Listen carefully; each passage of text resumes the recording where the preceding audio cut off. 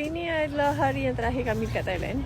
Kami tidur semalam je. Kritikal juga pasal minyak ni. Bapa aku tak tidur lena sebab apa? Semalam masa tengah beli makan, ada yang datang tegur cakap, "Bang, boleh tak nak minta 10 liter minyak?" Dia orang nak suruh kita orang ambil minyak daripada kereta kita orang ni, transfer kat kita dia orang.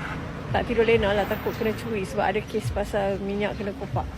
Yang mana nak rat-rat itu lupakanlah sementara. Sebab apa nak isi minyak. Video akak ni sebenarnya cukup untuk bagi sedikit gambaran pada kita rakyat Malaysia ni kan, mengenai situasi di negara-negara jiran kita. Tak payah tengok lagi dekat dekat negara yang jauh-jauh ni, tengok jiran kita dulu punya kesan macam mana. Dekat Thailand memang rakyat dia dah mula panik. Stesen minyak tu dah macam hotel, kena sergebu. Rakyat beratur panjang. Rakyat Thailand tu ada yang sampai tidur dekat stesen minyak sebab nak beli minyak punya pasal. Kau tahu? Jadi video akak tu tadi bukan video biasa-biasa. Itu video yang sangat menyeramkan sebenarnya. Same goes to negara Filipina. Polis Kebangsaan Filipina PNP keluar kenyataan kata 400 lebih stesen minyak dekat seluruh Filipina dah mula tutup.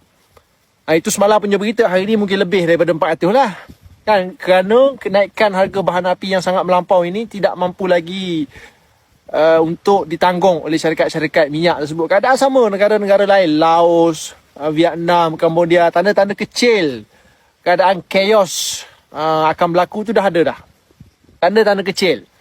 Vietnam tu sampai kena kurangkan domestic flight kerana bukanlah bahan api pesawat jet fuel makin terhad dekat sana. Dia kena kurangkan penerbangan. Sampai ke tahap itu dah. Kita belum lagi. Tambah lagi kerisauan kita ni apabila